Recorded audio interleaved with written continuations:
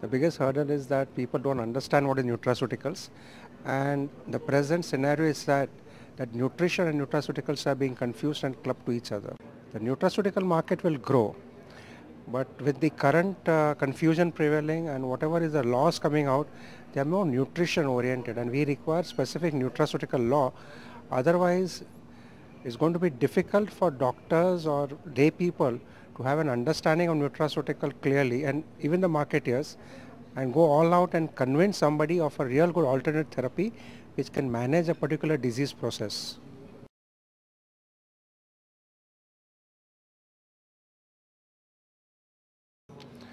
As per the regulatory guidelines, there are a couple of issues.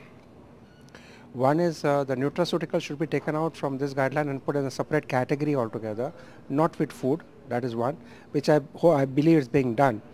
But it should also not be clubbed with nutrition, because nutraceutical is a completely different ballgame altogether. The second issue is that there are a lot of claims that are made in nutraceuticals. They should be permitted, unlike what is the present scenario with health supplements, which are nutrition, which are vitamins and minerals. And third is the formula that we have in nutraceuticals. It is should not be mandatory to disclose the proportions and the nitty-gritties of certain production processes.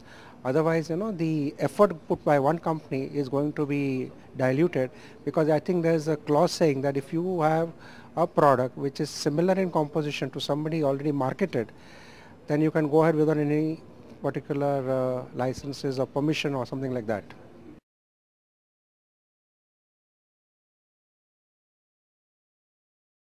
There are a couple of challenges. You want to succeed in nutraceutical product, point number one, the composition should be good.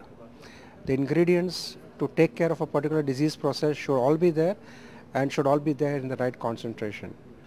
Number two, once you introduce the product in the market, according to what we have seen in the Indian scenario, the patient or the consumer psyche is to believe their doctors rather than take a decision on their own.